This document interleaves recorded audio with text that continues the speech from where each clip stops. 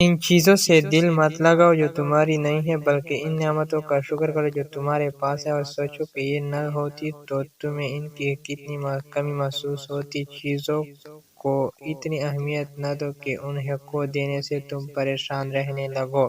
تمہارے جسم میں طاقت ہو لیکن تمہاری ہمت جواب دے جائے تو شرمندگی کی بات ہے۔ سب کچھ خدا کے حوالے کر دو اور زندگی میں آگے بڑھتے جاؤ۔ یہاں نہ کوئی غلام ہے نہ کوئی آقا۔ جو خود کو فتح کر سکتا ہے وہ دنیا کو بھی فتح کر سکتا ہے۔ اپنی ذات کی خوبصورتی یا نفاست کو قائم رکھنا آپ کے اپنے ہاتھ میں ہے۔ غصے کی وجہ نہیں، اس کا نتیجہ زیادہ بھیانک ہوتا ہے۔ خدا نے ہمیں دو کان اور ایک منہ دیا ہے تاکہ ہم زیادہ سنیں اور کم بولیں۔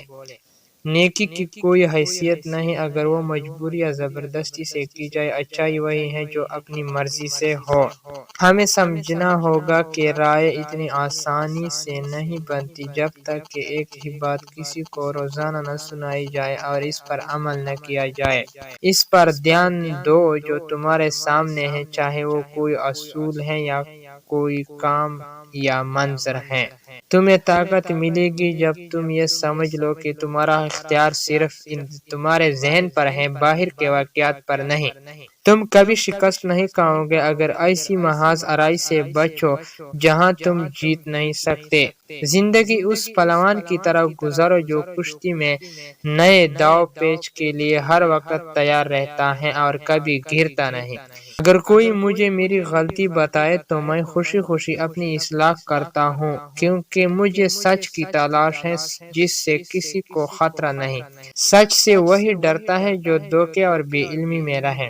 جب تک زندگی کی اذیتیں نہ ملے ہم خاموش رہنے کا سبق نہیں سیکھتے۔ زندگی ایک کہانی ہے، کمال یہ نہیں کہ کتنی لمبی ہے، کمال یہ ہے کہ اس میں ہمارا کردار کیسا ہے۔